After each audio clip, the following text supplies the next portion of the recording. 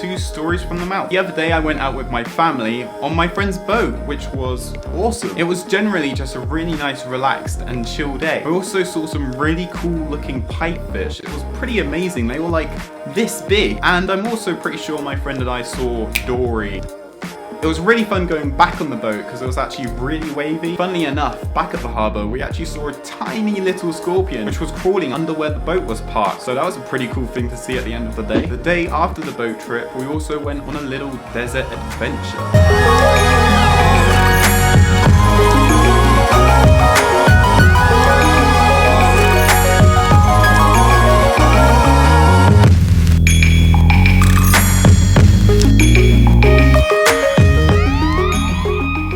Stayed at a place called 1,000 Nights. Quite a journey getting there. The camp is actually quite deep into the desert, but it was a really fun drive going up and down the dunes.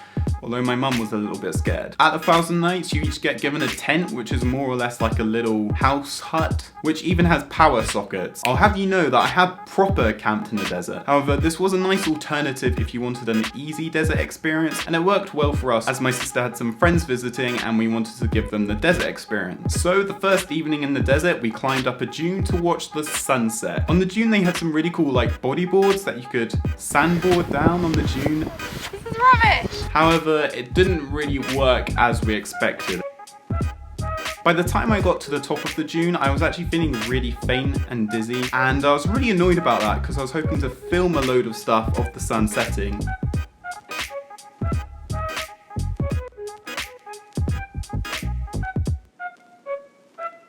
However, I couldn't because I felt awful. It was really random, but looking back, I think it's because I had loads of salt and vinegar Pringles beforehand and probably didn't have enough water.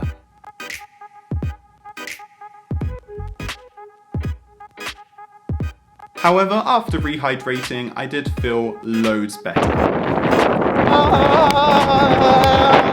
Can I just say that the food at 1,000 Nights was amazing. Personally, I just go back for the food on its own. Then after dinner, I decided I'd try and take some pictures of the stars. I did take the opportunity to try out this new lens I got while I was in Brighton over the summer. I managed to get some really cool pictures of the moon, which I can say I'm personally very proud of, as you can see. It'd be really cool if you zoom into it and then like you see an alien waving. Would that be cool or would that be scary? Then the following morning, I rode a camel for the first time. I've been in Oman for over 4 years now and I've never rode a camel, but it was definitely worth the wait. Riding a camel for the first time was a really amazing experience and really made this desert adventure for me. I have to admit, it is pretty scary when the camel stands up because it lifts up its back legs first, so you're kind of like leaning forward and you think you're gonna slide down it. But once it's up properly, it's fine. And camels, they're so smooth. It was really fun going downhill on them.